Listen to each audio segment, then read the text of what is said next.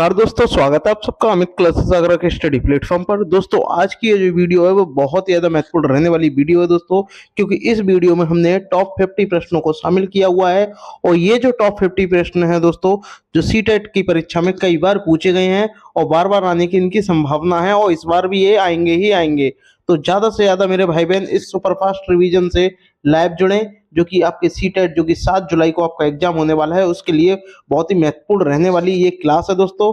तो चलिएगा स्टार्ट करते हैं बिना देरी करते हुए। हमारा फर्स्ट प्रश्न है जो कि कई बार परीक्षाओं में पूछा गया है, में भी आया हुआ है, सीटेट में भी आया हुआ है। तो बताइएगा इसका राइट आंसर क्या होगा। इसमें आपसे कहा गया है कि एकल परिवार। तो पहले मैं आपको बता दूं, जो आपके परिवार होते हैं, जो परिवार होता है वो दो प्रकार का होता है। एक आपका एकल परिवार होता है और दूसरा आपका दोस्तों संयुक्त परिवार होता है। ठीक है। अब एकल परिवार में माता पिता और उनके अविवाहित बच्चे होते हैं, जबकि संयुक्त परिवार में माता पिता, दादा दादी, चाचा चाची, ठीक है, ये सब लोग इसमें शामिल होते हैं। तो ये आपको बताना है एकल परिवार से तात्पर्य है।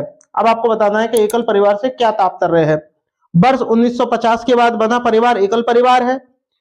परिवार जिसमें माता पिता और उनके बच्चे हों, ये एकल परिवार है। ये वाला राइट है दोस्तों।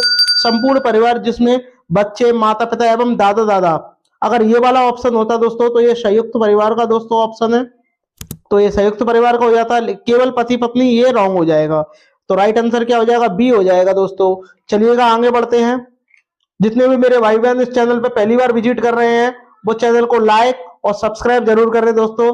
बात करते हैं प्रश्न नंबर सेकंड की। परिवार एक इकाई होता है जिसमें माता पिता और उनके दो बच्चे होते हैं। यह कथन किसका है, यह आपको बताना है। ठीक है। सत्य है, क्योंकि सभी भारतीय परिवार इसी प्रकार के होते हैं। बताइएगा ये वाला राइट है क्या। आप बोलोगे ये भी नहीं है। सत्य नहीं है, क्योंकि इस कथन में यह स्पष्ट करना चाहिए कि बच्चे जैविक हैं। बच्चे तो जैविक होते ही हैं, तो ये भी रॉन्ग हो गया। सत्य नहीं है, क्योंकि परिवार कई प्रकार के होते हैं। ये वाली बात ठीक है। तथा परिवार का केवल एक ही प्रकार में वर्गीकृत नहीं किया जा सकता। परिवार को एक ही रूप में, एक ही प्रकार का वर्गीकृत नहीं किया जा सकता। परिवार जो है वो कई प्रकार के होते हैं। तो ये वाला राइट हो जाएगा। सत्य है, क्योंकि यह किसी आदर्श परिवार, ये रॉन्ग हो जाएगा दोस्तों। आपका राइट आंसर क्या हो जाएगा, सी हो जाएगा दोस्तों। वही बात करते हैं दोस्तों प्रश्न नंबर थर्ड की। चलिए ज्यादा से ज्यादा भाई बहन इसका जवाब दीजिए कि इसका राइट आंसर क्या होगा। कमेंट करके मुझे आंसर बताइएगा। बच्चों का सामाजिकरण का पहला पाठ कहां से प्राप्त करता है। ये आपको बताना है कि बच्चा जो होता है वो सामाजिकरण का पहला जो पाठ होता है वो कहां से प्राप्त करता है या होता है, ये आपको बताना है। तो बताइएगा कहां से होता है। परिवार से होता है, विद्यालय से होता है, सांस्कृतिक केंद्र से होता है, या धार्मिक केंद्र से होता है। तो परिवार जो है वो समाज के बारे में जो भी सब सीखता है वो कहां से सीखता है, वो आपका परिवार से सीखता है दोस्तों। और पहली शिक्षिका कौन होती है दोस्तों, उसकी मां होती है। ये भी आपको पता होना चाहिए। बात करते हैं प्रश्न नंबर 4 की। देखिएगा 4 वाले में आपसे क्या कहा गया है। प्राथमिक सामाजिकरण है। बताइएगा शुरुआती आयु में परिवार एवं मित्रों से सीखना, किशोरावस्था में समाज से सीखना, प्राथमिक स्तर पर समाज से सीखना, शिक्षकों का अनुसरण करना। तो 4th वाले का राइट आंसर बताइएगा कि क्या होगा दोस्तों। तो मैं आपको बता दूं, शुरुआती आयु में परिवार एवं मित्रों से बच्चे सीखते हैं। तो ये आपका क्या है, प्राथमिक सामाजिकरण है। तो आपका राइट आंसर क्या हो जाएगा दोस्तों, ए हो जाएगा। वही बात करते हैं दोस्तों प्रश्न नंबर 5 की। प्रश्न नंबर 5 में आपसे क्या बोला गया है, निम्न में से कौन सा कथन सही है। ये 4 आपको ऑप्शन दिए गए हैं। अब आपको इनमें से बताना है कि इनमें से कौन सा कथन जो है वो सही है। बताइएगा कमेंट करके। एकल परिवार में दहेज प्रथा सामान्य बात है। एकल परिवार में बाल श्रम सामान्य बात है। दहेज एवं बाल श्रम सामाजिक बुराइयां हैं। इसमें से बताना है कौन सा सही है। बताइए एकल परिवार में दहेज प्रथा लेना सामान्य बात है, क्या लेना चाहिए। तो आप बोलोगे ये तो गलत हो गया। बाल श्रम सामान्य बात नहीं होनी चाहिए, बालकों से श्रम कार्य नहीं करवाना चाहिए। दहेज और बाल श्रम ये क्या है, सामाजिक बुराइयां हैं। तो आपका राइट आंसर क्या हो जाएगा, सी हो जाएगा। ठीक है दोस्तों, ऑप्शन जो इसका 5 वाले का आपका जो सी है वो करेक्ट हो जाएगा। वही बात करते हैं प्रश्न नंबर 6 की। कमेंट करके बताइएगा। भारत में बाल विवाह निरोध अधिनियम किस वर्ष पारित हुआ था। भारत में पहले क्या होता था कि बाल विवाह करा देते थे बच्चों की, 12 से 14 साल की आयु में उनका विवाह हो जाता था, लड़कियों का और लड़कों का भी। तो ये जो है एक तरीके का क्या है, गैर कानूनी अपराध है दोस्तों, ये कानूनन अपराध है। तो इस पर क्या है, एक अधिनियम तैयार किया गया, ये आपको बताना है कि किस वर्ष तैयार किया गया और कब से लागू हुआ। तो आपको मैं बता दूं पारित कब हुआ था दोस्तों, कमेंट करके मुझे बताइएगा। 2006 में, 2008 में, 2011 में या 1997 में। तो ये पारित दोस्तों 2006 में हुआ था। बट ये लागू कब हुआ था, ये लागू हुआ था दोस्तों 1 नवंबर 2007 से ये क्या हो गया था, लागू हुआ था दोस्तों, ये भी आपको पता होना चाहिए। बात करते हैं दोस्तों प्रश्न नंबर 7 की। बताइएगा इसका राइट आंसर क्या होगा। कौन सी विशेषता परिवार की नहीं है, बताइएगा इनमें से कौन सी एक विशेषता है जो परिवार की नहीं है, ये आपको बताना है। कम से कम 2 भिन्न लिंग वाले वयस्क साथ रहते हो, यानी पत्नी पत्नी या दादा दादी, चाचा चाची, ये क्या है, 2 भिन्न लिंग वाले वयस्क साथ रहते हो। तो ये वाली बात तो वही सही है, ठीक है। तो ठीक है, प्रत्येक सदस्य की आय भिन्न भिन्न जमा की जाती हो, ये जरूरी नहीं है कि सबकी की आय अलग अलग जमा होगी। वे समान आवास एवं समान भोजन, सामाजिक क्रियाओं का उपयोग करते हैं, ये भी सही बात है। सुरक्षा एवं बच्चों का साझा उत्तरदायित्व, ये भी ठीक है। बट गलत कौन सा है आपका, ये वाला हो जाएगा, जो आपका बी है दोस्तों, वो राइट आंसर हो जाएगा। वहीं बात करते हैं दोस्तों नेक्स्ट, ये वाला प्रश्न जो है वो कई बार एग्जाम में आया हुआ प्रश्न है दोस्तों, तो आपको बताना है इसमें से राइट आंसर क्या होगा। नारियल डली हुई किसी भी करी के साथ उबला हुआ टेपियोका आ जाए तो आपको तुरंत केरल लगा देना है। निम्नलिखित में से किस क्षेत्र का लोकप्रिय भोजन है, केरल का है दोस्तों, ठीक है। तो आपका राइट आंसर क्या हो जाएगा, आपका ये जो डी है वो करेक्ट हो जाएगा। केरल में ही दोस्तों नावों की रेस होती है। नावों की रेस कहाँ होती है, केरल में ही होती है। और केरल में ही आपका क्या है, जो शांत घाटी राष्ट्रीय उद्यान है, ये भी आपका कहाँ है दोस्तों, केरल में ही है दोस्तों। तमिलनाडु का जो महत्वपूर्ण नृत्य है वो क्या है, बिहू है दोस्तों, ठीक है दोस्तों। बिहार में मधुबनी चित्रकारी होती है दोस्तों। चलिएगा आगे बढ़ते हैं, बात करते हैं प्रश्न नंबर 9 की। निम्नलिखित में से कौन सी ग्रीन हाउस गैसें हैं। अब आपको बताना है कि इनमें से कौन सी ग्रीन हाउस गैसें हैं। तो आपको पता होनी चाहिए कि ग्रीन हाउस गैसें कौन कौन सी होती हैं। जैसे कि मैं आपको बता दूं, आपकी CO2 होती है, जिसे कार्बन डाइऑक्साइड कहते हैं, ये आपकी ये लिखी हुई है, कार्बन डाइऑक्साइड है। दूसरा कौन सा है दोस्तों, मीथेन भी है, ठीक है। तीसरी क्या है, जलवाष्प भी है। एक और होती है दोस्तों, वो आपको बताता है CFC होती है, यानी क्लोरोफ्लोरो कार्बन, ये आपकी फ्रिज AC वगैरह से निकलती है। एक और होती है दोस्तों नाइट्रस ऑक्साइड, यानी N2O, ये क्या है, ग्रीन हाउस गैसें हैं। 3 ए रही और ये ए रही, ठीक है। तो आपका ये तीनों तो लगा नहीं सकते, तो आपका राइट आंसर क्या हो जाएगा दोस्तों, डी हो जाएगा, उपरोक्त सभी ग्रीन हाउस गैसें हैं। बात करते हैं दोस्तों प्रश्न नंबर 10 की। पीने के लिए सुरक्षित पानी को क्या कहते हैं, बताइएगा। पीने योग्य पानी कहते हैं, आशुद्ध जल कहते हैं, ताजा जल कहते हैं, या नल का पानी कहते हैं। तो बताइएगा जो पीने का जो पानी होता है उसको हम क्या बोलते हैं, कमेंट करके मुझे बताइएगा। उसको हम बोलते हैं दोस्तों पीने योग्य पानी। क्या बोलते हैं दोस्तों, पीने योग्य पानी बोलते हैं दोस्तों। जो आपका ऑप्शन ए है वो करेक्ट हो जाएगा दोस्तों।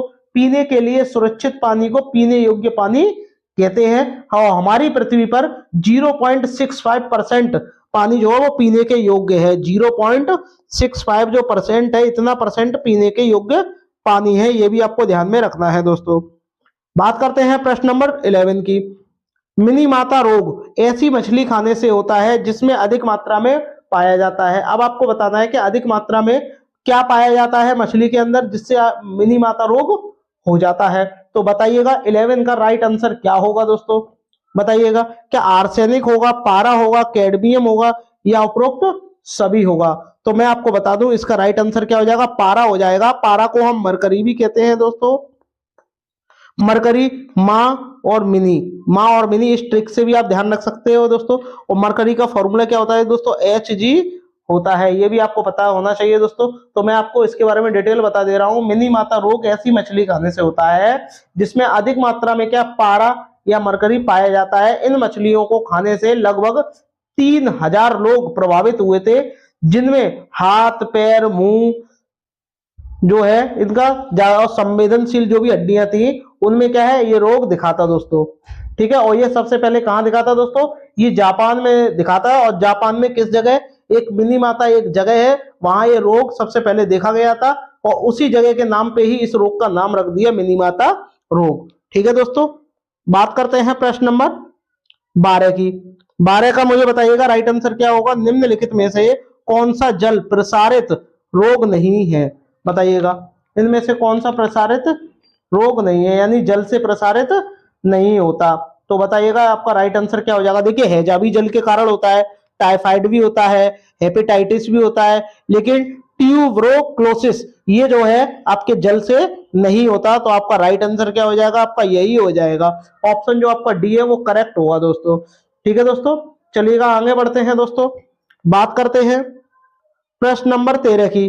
प्रश्न नंबर 13 में बताइएगा एक दूसरे से जुड़ी जटिल खाद्य श्रृंखला क्या कहलाती है, ये आपको बताना है। जो एक दूसरे से क्या हो, कनेक्टेड हो, उसको क्या बोलते हैं, फूड वेब बोलते हैं, यानी खाद्य जाल कहा जाता है। जो आपका ऑप्शन जो आपका ए है दोस्तों वो करेक्ट हो जाएगा दोस्तों।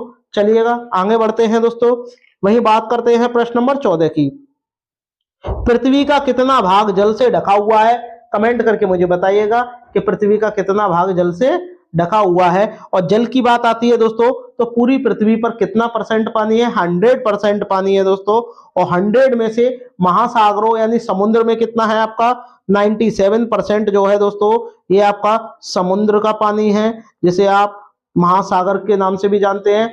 2% पानी जो है, जो आपका 2% पानी है ये बर्फ से जमा हुआ है ग्लेशियर में, और जो 1% जो पानी है दोस्तों ये आपका पीने योग्य पानी है दोस्तों, जिसको आप पी सकते हो। ठीक है, जो इसको आप पी सकते हो, उपयोग में लेके आ सकते हो। तो आपसे यहाँ क्या कहा गया है, कितना भाग जल से ढका हुआ है, तो कितना भाग जल से ढका हुआ है आपका 3/4 ढका हुआ है, यानी जो आपका ऑप्शन जो सी है दोस्तों वो करेक्ट हो जाएगा, क्योंकि पूरी पृथ्वी पर 71% जल है दोस्तों।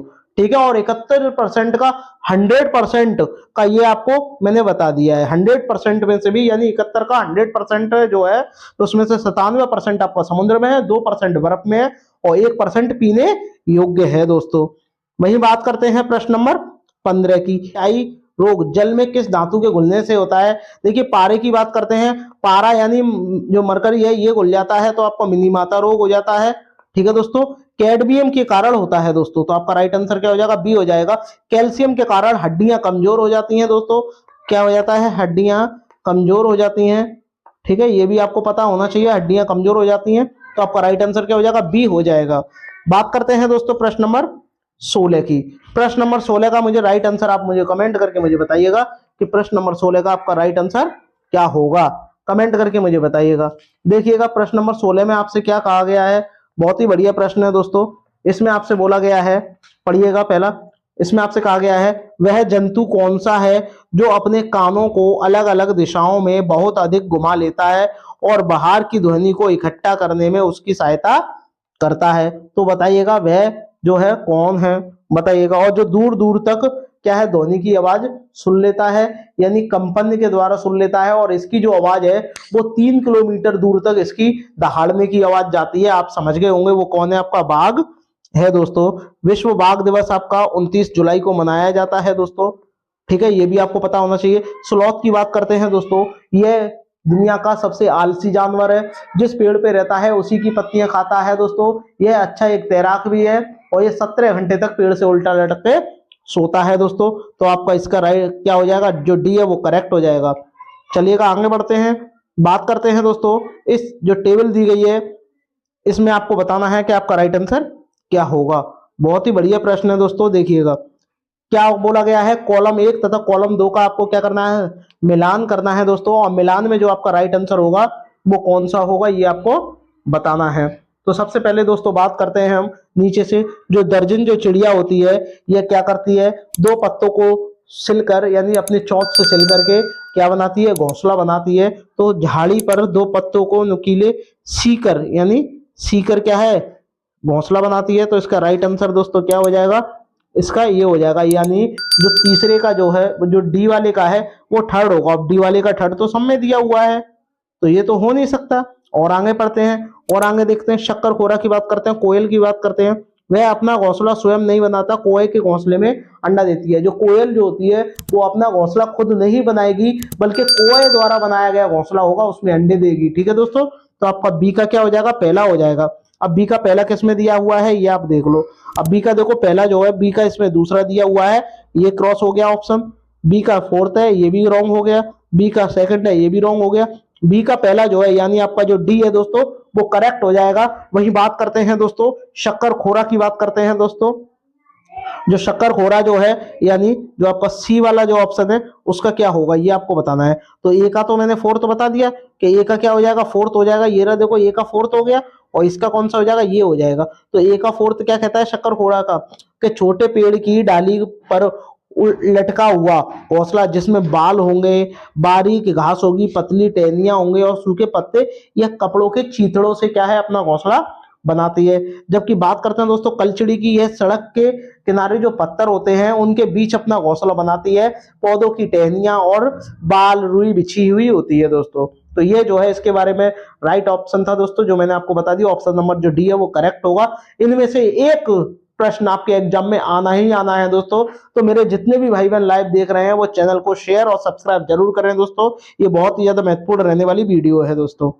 बात करते हैं दोस्तों प्रश्न नंबर 18। और हाँ दोस्तों जितने भी मेरे भाई बहनों को इसकी पीडीएफ चाहिए वो टेलीग्राम पे लिखिएगा अमित क्लासेस आगरा, और वहां पर मेरा जो टेलीग्राम चैनल है उसको ज्वाइन कर लीजिएगा।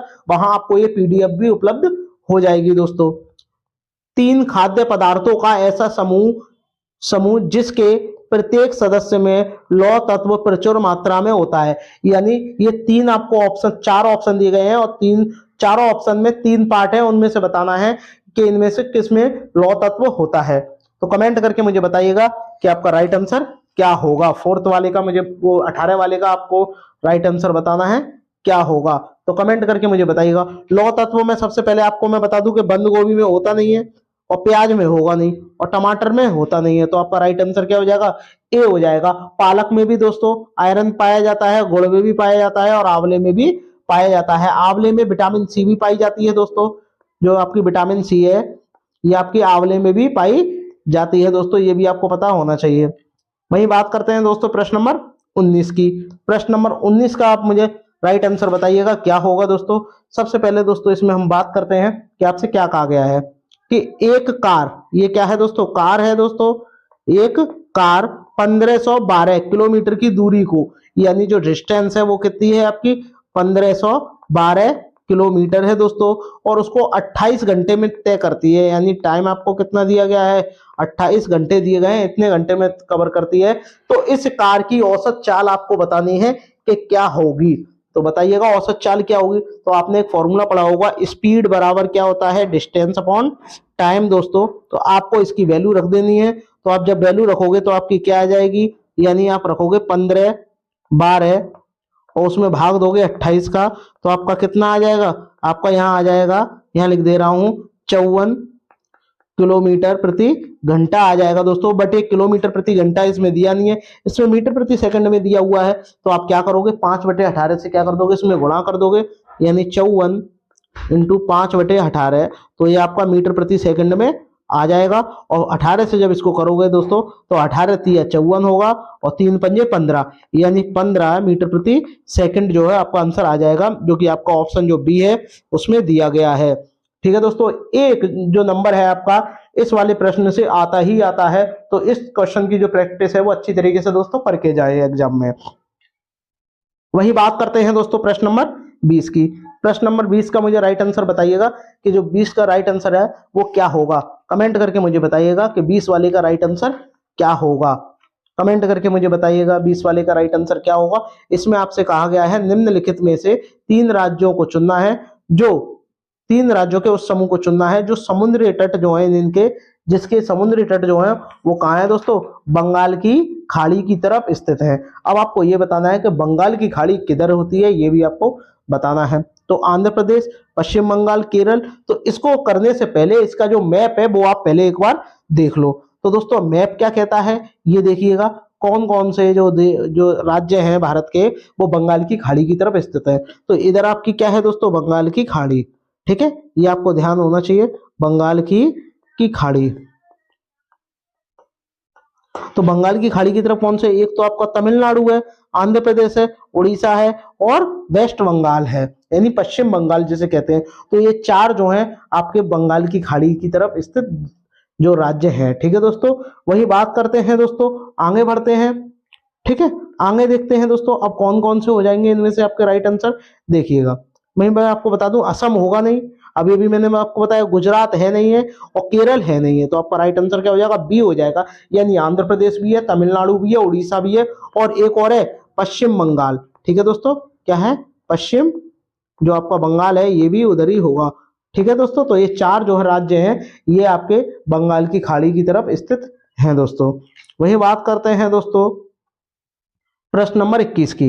प्रश्न नंबर 21 का मुझे राइट आंसर बताइएगा कि क्या होगा। 21 वाले का राइट आंसर कमेंट करके मुझे बताइएगा क्या होगा। कि कन्नौज शहर इत्र के लिए प्रसिद्ध है, यह भारत के किस शहर, यानी कहने का मतलब यह है कि कन्नौज जो है, कन्नौज शहर जो है वो भारत के किस राज्य में स्थित है, यानी स्थित यानी कौन सा जिला है ये आपको बताना है। क्या उत्तर प्रदेश का एक जिला है कन्नौज, उत्तराखंड का है, गुजरात का है, या महाराष्ट्र का है। देखिए मैं आपको बता दूं, जो कन्नौज जो है वो इत्र के लिए बहुत ज्यादा प्रसिद्ध है दोस्तों, तो ये आपको बताना है कि ये कहाँ स्थित है दोस्तों। तो बताइएगा ये कहाँ स्थित है। देखिए मैं आपको बता दूं, जो कन्नौज जो है इत्र के लिए प्रसिद्ध है, और ये भारत में उत्तर प्रदेश का एक जिला है कन्नौज। ठीक है दोस्तों, तो आपका राइट आंसर क्या हो जाएगा, आपका जो आपका ए है वो करेक्ट हो जाएगा। उत्तराखंड की बात करते हैं दोस्तों, जो केदारनाथ मंदिर है दोस्तों, केदारनाथ जो मंदिर है ये आपका कहाँ स्थित है दोस्तों, ये आपका उत्तराखंड में स्थित है दोस्तों। वहीं बात करते हैं दोस्तों सोमनाथ मंदिर। सोमनाथ मंदिर दोस्तों ये कहाँ स्थित है ये भी आपको बताना है। ये भारत के पश्चिमी तट पर स्थित है दोस्तों। और गेटवे ऑफ इंडिया ये आपका कहाँ स्थित है, महाराष्ट्र में स्थित है दोस्तों। चलिएगा आगे बढ़ते हैं दोस्तों, बात करते हैं प्रश्न नंबर 22 की। अब प्रश्न नंबर 22 में क्या बोला गया है ये आपको कमेंट करके मुझे बताना है। प्रश्न नंबर 22 का राइट आंसर क्या होगा। देखिएगा आपको बताना है, भारतीय त्योहारों का एक समूह जो पूर्णिमा के दिन मनाया जाता है। ये आपको कमेंट करके मुझे बताना है कि पूर्णिमा के दिन मनाया जाता है। और सबसे पहले मैं आपको बता दूं, ये जो पूर्णिमा शब्द है ये एक संस्कृत भाषा का शब्द है। पूर्णिमा का दिन प्रत्येक मास में आता है दोस्तों। ठीक है, ये भी आपको मैं पता होना चाहिए। लेकिन मैं आपको बता दूं, ये जो पूर्णिमा के दिन इनमें से कौन कौन से त्योहार मनाए जाते हैं। तो शिवरात्रि नहीं मनाई जाती, और ना ही दिवाली मनाई जाती है। तो मैं आपको बता दूं, तो इनमें से ना ही मकर संक्रांति मनाई जाती है। तो आपकी होली मनाई जाती है पूर्णिमा को, रक्षाबंधन और गुरु नानक का जन्मदिन मनाया जाता है। यानी आपका ऑप्शन जो आपका सी है वो करेक्ट हो जाएगा। वहीं बात करते हैं प्रश्न नंबर 23 की। 23 वाले का बताइए, सामुदायिक संसाधन को प्राथमिक स्तर पर ईवीएस पढ़ने का महत्वपूर्ण साधन माना गया है। सामुदायिक जो संसाधन है ये ईवीएस पढ़ने के लिए बहुत ही ज्यादा महत्वपूर्ण साधन माना गया है। तो ये आपको बताना है क्यों। क्योंकि यह सस्ता है, इसमें अनुभवी व्यक्ति होते हैं, यह अनुभवों से सीखने में का अवसर देता है। तो ये आपका राइट हो जाएगा दोस्तों। ये भी रॉन्ग हो जाएगा, ये भी रॉन्ग हो जाएगा। यह आसानी से उपलब्ध नहीं होता दोस्तों। ठीक है, तो आपका राइट आंसर क्या हो जाएगा, सी जो है वो करेक्ट हो जाएगा। बात करते हैं दोस्तों प्रश्न नंबर 24 की। प्रश्न नंबर 24 में क्या कहा गया, कक्षा 5 के ईवीएस के विद्यार्थी अनुमान लगाते हैं कि एक छोटे डब्बे को भरने के लिए कितने चने के दानों की आवश्यकता होगी। यानी इन जो कक्षा 5 के विद्यार्थी हैं वो ईवीएस के विद्यार्थी हैं दोस्तों। अब ये अनुमान लगाते हैं कि छोटे से डिब्बे को अगर हम भरेंगे वो भी चने के दानों से, तो कितने चने के दानों की आवश्यकता होगी। तो ये क्या कर रहे हैं, एक अनुमान लगा रहे हैं। तो ये आपका वर्गीकरण होगा नहीं, ना ही संप्रेषण होगा, प्रयोग तो ये कर ही नहीं रहे हैं। तो क्या हो जाएगा, अनुमान लगा रहे हैं कि लगभग कितने चनों की आवश्यकता होगी दोस्तों। वही बात करते हैं प्रश्न नंबर 25 की दोस्तों। प्रश्न नंबर 25 का मुझे राइट आंसर कमेंट करके मुझे बताइएगा कि राइट आंसर क्या होगा। ज्यादा से ज्यादा भाई बहन कमेंट करके मुझे बताइएगा जब तक मैं आपका क्वेश्चन जो है रीड कर रहा हूं दोस्तों। 25 का मुझे राइट आंसर आप लोग बताइएगा क्या होगा। बताइएगा कि 25 वाले का राइट आंसर क्या होगा दोस्तों। मैं आपको पढ़ के बता दूं इसमें कि प्राथमिक स्तर पर ईवीएस बढ़ाने नहीं होगा, या पढ़ाने होगा। पढ़ाने का एक प्रमुख उद्देश्य है विद्यार्थियों को इस योग्य बनाना है कि, यानी प्राथमिक जो कक्षा होती है प्राथमिक स्तर पर, यानी 1 से लेकर 5 तक के बच्चों को ईवीएस पढ़ाने का प्रमुख उद्देश्य क्या है ये आपको बताना है। अभी ऐसे कौशल अर्जित करें जिससे वे स्वतंत्र रूप से पर्यावरण को बचाने हेतु क्रियाकलाप करें। प्राथमिक स्तर का बच्चा क्या पर्यावरण को बचाएगा, तो ये वाला रॉन्ग हो जाएगा दोस्तों। उच्च प्राथमिक स्तर की पढ़ाई हेतु पर्यावरण संबंधी प्रत्यय अर्जित करना, ये भी रॉन्ग हो जाएगा। विद्यार्थियों को कक्षा कि शिक्षा को स्कूल से बाहर के जीवन से जोड़ने में मदद करता है। ये वाला ऑप्शन जो वो करेक्ट हो जाएगा, यानी स्कूल का जो ज्ञान है उसको बाह्य ज्ञान से जोड़ना, तो ये आपका करेक्ट हो जाएगा। परंपरागत विषयों, ये कोई इसका मतलब नहीं है, तो आपका राइट आंसर क्या होगा दोस्तों, सी जो है वो करेक्ट हो जाएगा, क्योंकि यहाँ जो है दोस्तों स्कूल के ज्ञान को बाहर ज्ञान से जोड़ने की बात कही गई है दोस्तों। वही बात करते हैं प्रश्न नंबर 26 की। प्रश्न नंबर 26 का मुझे बताइएगा राइट आंसर क्या होगा। निम्न में से किसका उपयोग ईवीएस के शिक्षकों द्वारा अपने विद्यार्थियों के प्रमाणिक सीखने की क्षमता का आकलन करने के लिए होगा, बताइएगा। यानी इनमें से कौन सा जो उपयोग है वो ईवीएस के शिक्षकों द्वारा अपने विद्यार्थियों को प्रमाणिक सीखने की क्षमता है, यानी बच्चों ने कितना सीखा है और शिक्षक को आकलन करना है, तो उनको कैसे पता चलेगा, तो वो क्या करेंगे। ये चार ऑप्शन दिए गए हैं, चारों का आप मुझे कमेंट करके मुझे बताइएगा कि वो क्या करेंगे। क्या टेस्ट लेंगे, बताइएगा। राइट आंसर मुझे बताइएगा इसका क्या होगा। 26 वाले का राइट आंसर मुझे बताइएगा क्या होगा। क्या होगा, तिमाही टेस्ट लेंगे, दत्त कार्य की नोटबुक, पोर्टफोलियो या कक्षा में व्यवहार। देखिए अगर पोर्टफोलियो अगर इसमें नहीं होता तो आपका क्या हो जाता, ये वाला तिमाही टेस्ट हो जाता। बट दत्त कार्य की बात हो रही है, तो दत्त कार्य का मतलब गृह कार्य है, ये गृह कार्य नहीं देना है बच्चों को, तो ये वाला तो रॉन्ग हो जाएगा, ये भी रॉन्ग हो जाएगा, और कक्षा में व्यवहार गलत हो जाएगा। पोर्टफोलियो जो है वो राइट आंसर हो जाएगा दोस्तों, तो आपका जो ऑप्शन जो सी है वो करेक्ट हो जाएगा दोस्तों। वही बात करते हैं दोस्तों प्रश्न नंबर 27 की। बहुत ही बढ़िया प्रश्न है, जितने भी मेरे भाई बहन चैनल को अभी अभी विजिट किया है वो सभी शेयर और सब्सक्राइब जरूर करें दोस्तों। सभी अपने जितने भी व्हाट्सएप ग्रुप है, टेलीग्राम ग्रुप है, सब में एक बार शेयर जरूर करें। ऐसी ही महत्वपूर्ण वीडियो देखने के लिए हमारे चैनल को सब्सक्राइब जरूर करें। हम चीजें कैसे बनाते हैं, बनाने में निम्नलिखित में से कौन सी युक्ति अथवा स्वतंत्र स्रोत सबसे अधिक उपयोग है, बताइएगा। हमें कोई भी एक ऐसी कोई भी चीज बनानी है, उसमें सबसे ज्यादा उपयुक्त कौन सी युक्ति होगी और उसका स्रोत क्या होगा सबसे अधिक, ये आपको कमेंट करके मुझे बताना है कि आपका राइट आंसर क्या होगा। कमेंट करके मुझे बताइएगा आपका 27 वाले का राइट आंसर क्या हो जाएगा, कमेंट करके मुझे बताइएगा। ऐसी ऐतिहासिक भवन का भ्रमण करना तो पॉजिटिव वर्ड है, और उसके निर्माण सामग्री तथा निर्माण नमूनों को पहचानना, ये भी ठीक है। विभिन्न क्षेत्रों द्वारा लोगों के सिर पर धारण होने वाले पहनावों पर चर्चा करना जरूरी नहीं है। संदर्भ पुस्तकों, प्राथमिक स्तर पर संदर्भ की तो बात ही नहीं होगी। विभिन्न प्रकार के औजारों एवं आकृति विद्यार्थियों के साथ साझा करना, ये भी नहीं होगा। जो आपका राइट ऑप्शन होगा जो ए है वो करेक्ट हो जाएगा, क्योंकि यहाँ क्षेत्र भ्रमण की बात हो रही है। ठीक है दोस्तों, बात करते हैं प्रश्न नंबर 28 की। प्रश्न नंबर 28 का मुझे बताइएगा कि आपका राइट आंसर क्या होगा। 28 का मुझे राइट आंसर बताइएगा कि आपका राइट आंसर क्या है दोस्तों, कमेंट करके मुझे बताइएगा।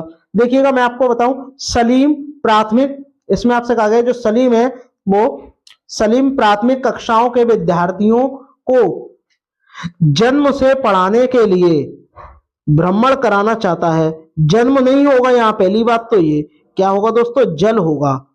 ठीक है, क्या होगा, जल होगा। जल को पढ़ाने के लिए क्षेत्र का भ्रमण करना चाहता है, वह कौन सी जगह ले जाना वो उचित समझेगा, बताइएगा। भ्रमण कराएगा जल को पढ़ाने के लिए। ठीक है दोस्तों, तो बताओ जल संचय यंत्र, ये तो दिखाएगा ही दिखाएगा, क्योंकि ये जल से संबंधित है। जोहाड़ भी क्या है, जल से संबंधित है। प्राचीन जो लोग थे वो जोहाड़ द्वारा जल प्राप्त करते थे। बावड़ी में क्या था, बड़ी बड़ी बावड़ियां बनी होती हैं, उसमें क्या है, लोग जो प्राचीन काल के लोग थे वो नहाते थे। लेकिन खेजड़ी की बात यहाँ रॉन्ग हो जाएगी, तो आपका ऑप्शन ए भी सही है, बी भी और सी भी सही है। तो पहला, दूसरा, तीसरा, यानी आपका ऑप्शन जो आपका जो डी है वो करेक्ट हो जाएगा। वही बात करते हैं दोस्तों प्रश्न नंबर 29 की। बहुत ही बढ़िया प्रश्न है। भारत में सांप कितने प्रकार के पाए जाते हैं दोस्तों, तो मैं आपको बता दूं, भारत में सांप 4 प्रकार के पाए जाते हैं, जिनमें से पहला जो सांप का नाम है वो क्या है, नाग। दूसरे का है अफाई, तीसरे का है दुबोइया, और एक जो आपका आखिरी है उसका मुझे नाम आप कमेंट करके मुझे बताइएगा। रहने दीजिए, मैं ही बता दे रहा हूं, क्या है, करैत। क्या है, करैत। नाग, अफाई, दुबोइया, करैत, ये 4 प्रकार के जहरीले सांप पाए जाते हैं। तो आपका राइट आंसर क्या हो जाएगा, ए हो जाएगा, कि भारत में 4 प्रकार के सांप पाए जाते हैं। वही बात करते हैं दोस्तों प्रश्न नंबर 30 की। और इस प्रश्न को करने से पहले जितने भी मेरे भाई बहन लाइव हैं वो सभी एक बार शेयर जरूर करें। वह भालू जैसा दिखता है परंतु भालू नहीं है और 17 घंटे तक पेड़ से उल्टा लटक के सोता है, वो कौन है वो आपको बताना है। क्या बाघ है, हाथी है, चील है या स्लॉथ है? तो आपका राइट आंसर क्या हो जाएगा? स्लॉथ हो जाएगा दोस्तों। वही बात करते हैं चील की दोस्तों। ये सबसे ऊंचे पेड़ की सबसे ऊंची डाली पर घोंसला बनाती है चील। ठीक है दोस्तों, जब तक आप कमेंट करिएगा इसका राइट आंसर क्या होगा। देखिएगा इसमें आपसे क्या बोला गया है, नीचे दिए गए विकल्पों में से मधुमक्खी की सर्वाधिक उपयुक्त विशेषता पहचानिए। यानी मधुमक्खी के बारे में स्टेटमेंट दिया गया है और आपको बताना है कि इनमें से कौन सा सही होगा स्टेटमेंट। तो बताइएगा। पहली बात करते हैं, केवल रानी मधुमक्खी ही अंडे देती है, ये वाली बात तो करेक्ट है। नर मधुमक्खी की कार्यकर्ता के रूप में कोई भूमिका नहीं होती, ये भी ठीक है। सभी मादा मधुमक्खी अंडे देती हैं, ये गलत हो गया क्योंकि अभी अभी आपने बोला है केवल रानी मधुमक्खी ही अंडे देती है, तो सभी कैसे दे देंगी। कार्यकर्ता मधुमक्खी भोजन को खोजती हैं, ये भी बात सही है। और उसके छत्ते छत्ते होगा, यहाँ छत्ते में लेकर आती हैं, तो ये वाला भी ऑप्शन करेक्ट है। यानी तीसरा वाला रॉन्ग है। तो देखो इसमें भी तीसरा है, इसमें भी तीसरा है और इसमें केवल पहला है, तो इसलिए ये रॉन्ग हो जाएगा। राइट कौन सा हो जाएगा? जो आपका सी है दोस्तों वो करेक्ट हो जाएगा। ठीक है दोस्तों, अब आपको एक बात बतानी है कि मधुमक्खी पालन को क्या कहते हैं। कमेंट करके आप मुझे बताइएगा कि मधुमक्खी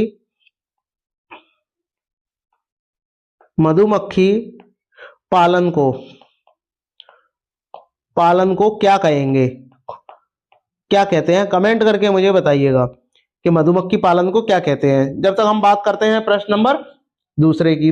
देखिएगा इसमें आपसे क्या बोला गया है, इसमें आपसे कहा गया है दोस्तों, बहुत ही बढ़िया प्रश्न है। निम्नलिखित में से कौन सा जानवर का के आगे के दांत जो है वो पूरी जिंदगी भर बढ़ते रहते हैं। अब आपको बताना है कि इनमें से कौन सा ऐसा जानवर है, या पक्षी भी कह सकते हैं हम, कि उसके जो दांत हैं वो जिंदगी भर क्या है, बढ़ते रहते हैं। तो कमेंट करके मुझे बताइएगा किसके बढ़ते रहते हैं। क्या बिल्ली है, गिलहरी है, सांप है या बाघ है। तो सबसे पहले दोस्तों मैं आपको बता दूं कि बाघ दिवस कब मनाया जाता है, 29 जुलाई को मनाया जाता है।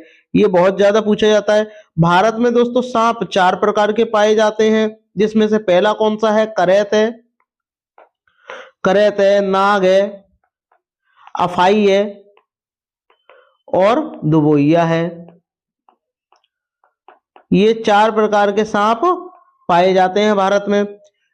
आपका राइट आंसर क्या होगा दोस्तों? गिलहरी हो जाएगा, क्योंकि गिलहरी जो है अपने दांत को कुतरती रहती है और कुतरती रहेगी तो ठीक है, और नहीं कुतरेगी तो उसके दांत जिंदगी भर तक बढ़ते रहते हैं। और कुतरना जो है इसलिए इनके लिए फायदेमंद है, अगर कुतरेंगे नहीं तो दांत जो है इतने बड़े हो जाएंगे कि जबड़े को फाड़ देंगे। तो इसलिए क्या है, ये दांतों को कुतरते रहती हैं। तो इसका राइट आंसर क्या हो जाएगा? जो आपका बी है वो हो जाएगा। देखो गिलहरी के कृंतक दांत कितने होते हैं, मैं आपको बता दूं। जो गिलहरी के कृंतक दांत है वो कितने होते हैं दोस्तों? 6 होते हैं। जबकि गिलहरी के संपूर्ण दांत कितने होते हैं? 28 होते हैं। ठीक है दोस्तों, और गिलहरी के 3 प्रकार के दांत होते हैं, कृंतक होते हैं, चवर्णक होते हैं, ठीक है, और एक कौन से होते हैं, एक अग्र चवर्णक होते हैं। ठीक है, कृंतक, चवर्णक और अग्र चवर्णक। ठीक है, रदनक इंसानों के होते हैं, वो इनके नहीं होते हैं।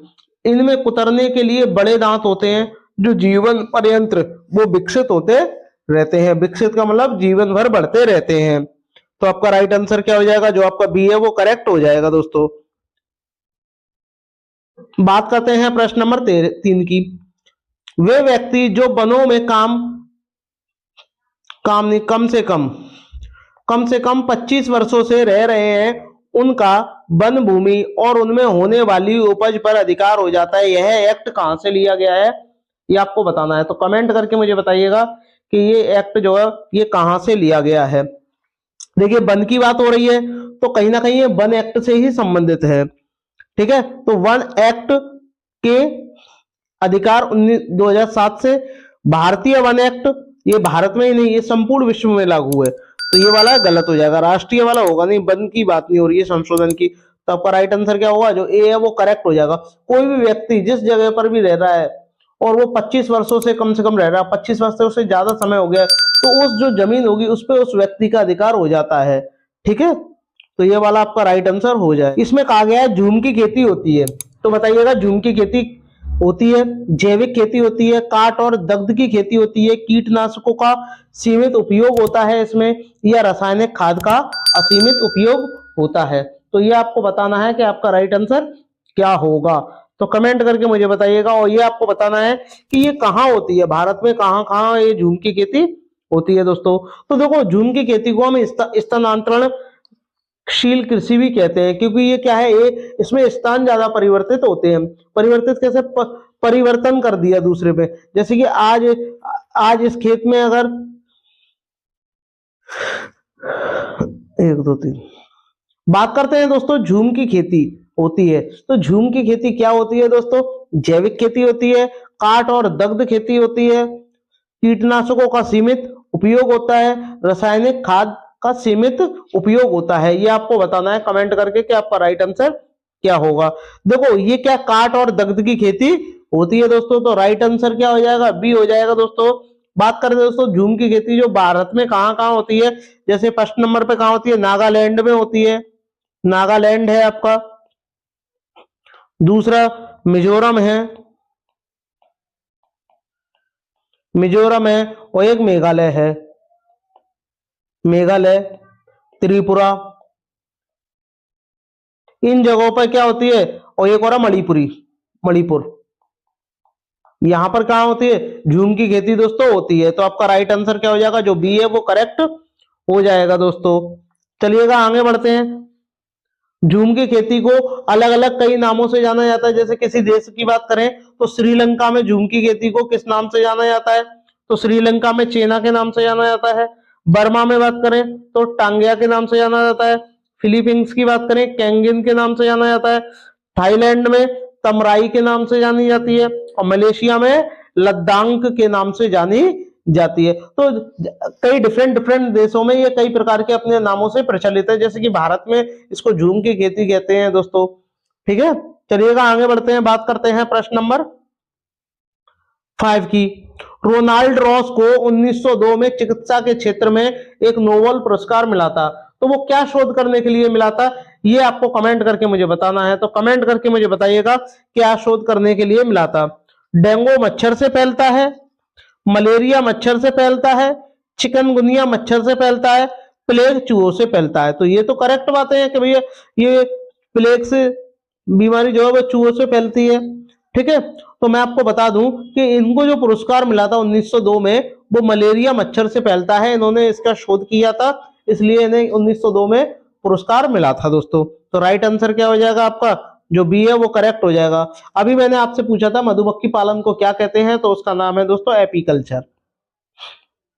एपीकल्चर किसे कहते हैं, मधुमक्खी पालन को कहते हैं। अब आपको कमेंट करके मुझे बताना है कि रेबीज जो बीमारी है वो किस वजह से होती है, किस जानवर के काटने से होती है, ये आपको बताना है। चलिएगा दोस्तों आगे बढ़ते हैं, बात करते हैं प्रश्न नंबर 6 की। सिनकोना पेड़ किस भाग का उपयोग मलेरिया के उपचार के लिए किया जाता है। एक सिनकोना नामक एक पेड़ होता है जिसका उपयोग जो है मलेरिया के दवा के रूप में करते हैं दोस्तों, उसका उपचार के रूप में करते हैं। तो आपको बताना है कि इनमें से किस भाग का प्रयोग करते हैं, क्या जड़ का करते हैं, छाल का करते हैं, पत्ते का या बीज का। तो छाल का प्रयोग करते हैं, तो आपका राइट आंसर क्या हो जाएगा दोस्तों, जो आपका बी है दोस्तों वो करेक्ट हो जाएगा दोस्तों। अगर आपको वीडियो अच्छी लग रही हो तो सभी भाई बहन लाइक शेयर सब्सक्राइब जरूर करें। बात करते हैं दोस्तों प्रश्न नंबर 7 की। 7 का बताइएगा दोस्तों कि सांप के जहरीले दांतों को क्या कहा जाता है। देखिए सांप के 2 जहरीले दांत होते हैं, ये खोखले दांत होते हैं दोस्तों, और ये खोखले दांतों में से क्या जहर अपना पहुंचाने का काम करते हैं। और इन 2 खोखले दांतों को क्या कहा जाता है, ये आपको कमेंट करके बताना है। तो कमेंट करके मुझे बताइएगा कि सांप के जो जहरीले दांतों को क्या कहा जाता है, कमेंट करके मुझे बताइएगा। बताइए, अब भाई जहरीले हैं तो कसक तो कहेंगे नहीं, कहीं ना कहीं क्या होगा, विष होगा, तो क्या बोलते हैं, विषदंत कहते हैं दोस्तों। सांप के 2 खोखले दांत होते हैं दोस्तों। ठीक है, चलिएगा आगे बढ़ते हैं। भारत में 4 प्रकार के सांप पाए जाते हैं। बात करते हैं प्रश्न नंबर 8 की, और इसको भी स्टार्ट करने से पहले अभी अभी मैंने आपको से पूछा था कि रेबीज जो बीमारी है वो किसके काटने से होती है। तो आपने कमेंट करके नहीं बताया, तो मैं आपको बता दे रहा हूँ, रेबीज जो बीमारी है वो कुत्ते के काटने से हो जाती है दोस्तों। इस बीमारी में क्या होता है, पानी से डर लगने लगता है, तो उसको हाइड्रोफोबिया भी हो जाता है। बात करते हैं निम्नलिखित में से भारत में मिलने वाले कौन सा सांप जहरीला नहीं है। देखिए, दोबोइया भी जहरीला है, अफाई भी जहरीला है और करैत भी जहरीला है, लेकिन अजगर जो है वो निगल कर या जकड़ कर इंसान को क्या है, खत्म कर देता है, चाहे जानवर को भी खत्म कर देता है, तो ये जहरीला नहीं है, ये मतलब डसता नहीं है। तो आपका राइट आंसर क्या हो जाएगा, जो सी है वो करेक्ट हो जाएगा दोस्तों। बात करते हैं प्रश्न नंबर 9 की, बताइएगा। बर्मी कंपोस्ट एक विधि है जिसमें खाद बनाने में प्रयोग किया जाता है, क्या प्रयोग किया जाता है, ये आपको कमेंट करके मुझे बताना है। तो बताइएगा 9 वाले का राइट आंसर मुझे बताइएगा क्या होगा। देखिए, बर्मी कंपोस्ट जो है एक विधि है जिसमें क्या है, खाद बनाने के लिए किसका प्रयोग किया जाता है, केंचुए का प्रयोग किया जाता है दोस्तों। और केंचुआ जो है ये सरीसृप प्रजाति का जीव है, ये भी आपको पता होना चाहिए, सरीसृप प्रजाति का जीव है दोस्तों। इसमें केंचुए को ही किसान का मित्र कहा जाता है, किसान का मित्र कहा जाता है केंचुए को और सांप को। ठीक है दोस्तों, चलिएगा आगे बढ़ते हैं। बात करते हैं प्रश्न नंबर 10 की। इसमें आपको से पूछा गया पश्मीना ऊन किस जानवर से मिलती है, बताइएगा। जो पश्मीना ऊन है वो किस जानवर से मिलती है, कमेंट करके मुझे बताइएगा।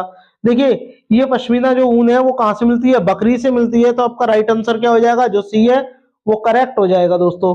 और ये कहाँ की बकरी है, लेह लद्दाख की बकरी है दोस्तों, तो आपका राइट आंसर क्या हो जाएगा, जो आपका सी है वो करेक्ट हो जाएगा। वही बात करते हैं प्रश्न नंबर 11 की। 11 का आप मुझे बताइएगा राइट आंसर क्या होगा। आधे अधूरे जले जीवाश्म ईंधन से क्या फैलता है, कमेंट करके मुझे बताइएगा। जब आधा अधूरा जीवाश्म ईंधन होगा तो उससे क्या फैलेगा, तो उससे क्या फैलता है दोस्तों, सीओ फैलता है, जिसे कार्बन मोनोऑक्साइड कहते हैं दोस्तों। तो कार्बन मोनोऑक्साइड यानी ऑप्शन जो आपका ए है वो करेक्ट हो जाएगा दोस्तों। चलिएगा आगे बढ़ते हैं। बात करते हैं प्रश्न नंबर 12 की। 12 का आप मुझे कमेंट करके मुझे बताइएगा क्या होगा। पौधों में पानी देने के लिए प्रयुक्त तकनीकी जिसमें संकीर्ण नालियों से पानी सीधा पौधों के आधार में दिया जाता है, क्या कहलाता है, कमेंट करके आप मुझे बताइएगा। कमेंट करके मुझे बताइएगा क्या कहलाता है, कमेंट करके मुझे बताइएगा। इसको क्या कहते हैं, ड्रिप सिंचाई कहते हैं दोस्तों। तो आपका राइट आंसर क्या हो जाएगा, जो आपका डी है वो करेक्ट हो जाएगा दोस्तों। ठीक है, सिंचाई के और भी स्रोत होते हैं, जैसे कुआं है, नलकूप है, नदी है, तालाब है, झीलें हैं, बांध है और नहरें हैं। ठीक है दोस्तों, चलिएगा आगे बढ़ते हैं। प्रश्न नंबर 13, इसमें आपको बताना है निम्न पौधों में से कौन सा पौधा कीटों को जाल में फंसाता है और खा जाता है।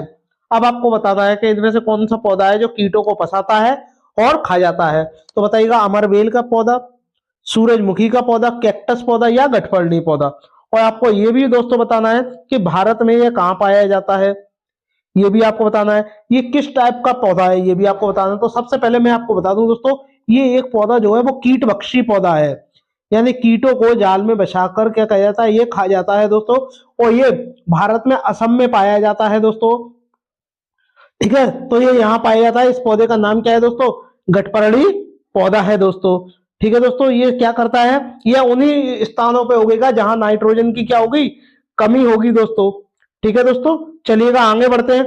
जबकि बात करते हैं अमरबेल की, यह एक परजीवी पौधा है, यह एक परजीवी पौधा है दोस्तों। 14 का आप मुझे राइट आंसर बताइए। वर्षा के पानी को भविष्य में उपयोग के लिए संचित करना क्या कहलाता है, ये आपको कमेंट करके मुझे बताना है। बताइएगा कि वर्षा का जो पानी है इसको इकट्ठा करके भविष्य में उपयोग के लिए संचित करना क्या कहलाता है, वर्षा के पानी का संचयन कहलाता है दोस्तों। तो आपका राइट आंसर क्या होगा, जो डी है वो करेक्ट हो जाएगा दोस्तों। चलिएगा आगे बढ़ते हैं कि इसमें आपसे क्या बोला गया है, निम्नलिखित में से कौन सा रोग मच्छरों से फैलता है। अब मच्छरों से कौन सा रोग फैलता है ये आपको बताना है। क्या मलेरिया फैलता है, निमोनिया फैलता है, डेंगू या चिकनगुनिया। तो मैं आपको बता दूं, जो आपका मच्छरों से फैलने वाला जो रोग है वो आपका एक मलेरिया है, डेंगू है और चिकनगुनिया है। जबकि निमोनिया जो है ये एक जीवाणु द्वारा फैलता है।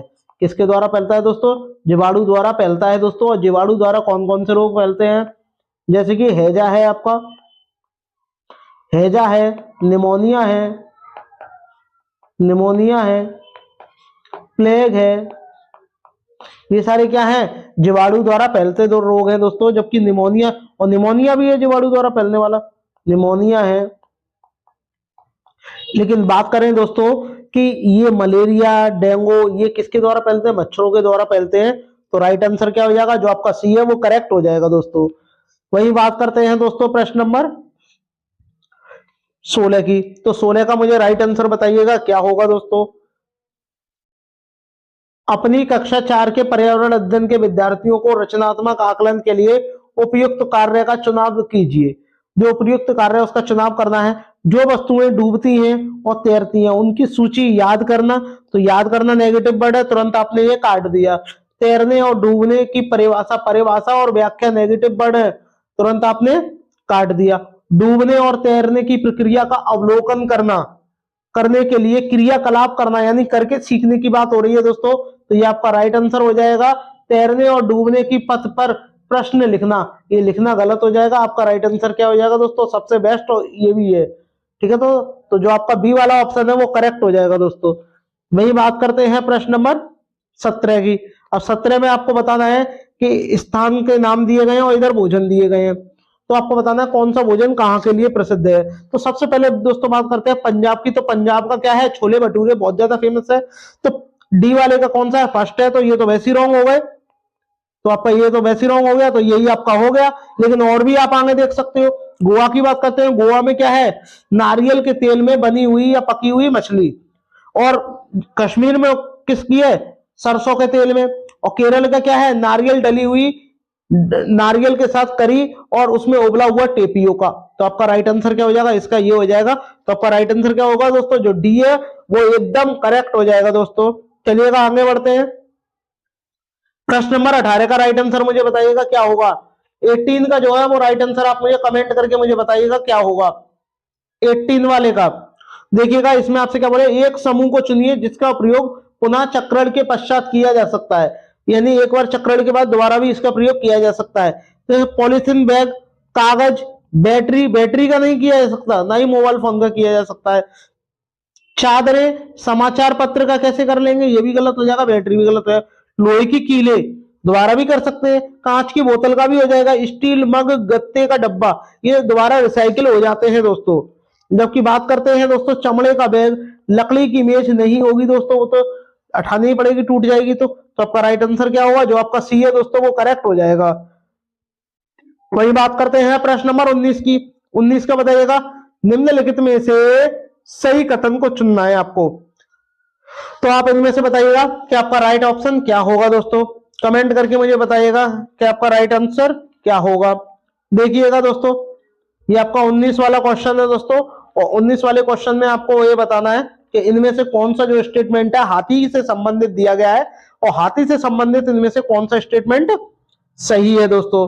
तो बताइएगा हाथी से संबंधित कौन सा इसमें से स्टेटमेंट सही है। बात करते हैं दोस्तों, इसमें से पहले क्या कहा गया है, कोई वयस्क हाथी एक दिन में 2 कुंटल से भी अधिक हरे पेड़ पौधे झाड़ियां खा सकता है। बताइएगा क्या ये सही है। अत्यधिक भारी होने के कारण अधिकांश हाथी बहुत ज्यादा आराम करना पसंद करते हैं। आपको सही कथन इनमें से बताना है, तो कमेंट करके मुझे बताइएगा। यहां तक कि 3 महीने की आयु की हाथी के बच्चे का वजन 200 किलोग्राम होता है।